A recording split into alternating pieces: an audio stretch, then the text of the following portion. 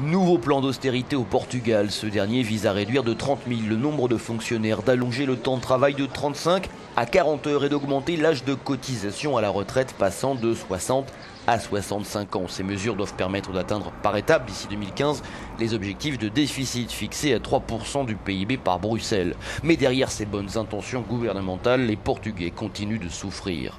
Maria Graça Ramos est à la fois conductrice de bus et de taxi. Elle explique que la situation est de plus en plus difficile économiquement et notamment à cause des mesures prises par le gouvernement. Elle ne croit pas que cela s'améliorera. Elle éprouve déjà des difficultés à nourrir sa famille et craint fort que l'an prochain, elle ne puisse pas y parvenir. Eu alimento a minha família com dificuldade e eu não sei se no próximo ano eu conseguirei alimentar a minha família. Cet accord passé entre l'Union européenne, le FMI, la BCE et le Portugal devrait permettre au pays de confirmer son délai de remboursement de prêts.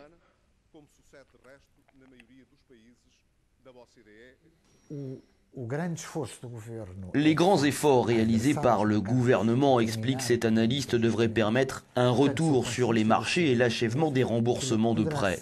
Mais du point de vue de la société portugaise, quelle qu'en soit la réussite des mesures du gouvernement, cela aboutira nécessairement à un changement brutal de vie pour le peuple portugais. Le Portugal en est à sa 7e réévaluation de ses comptes.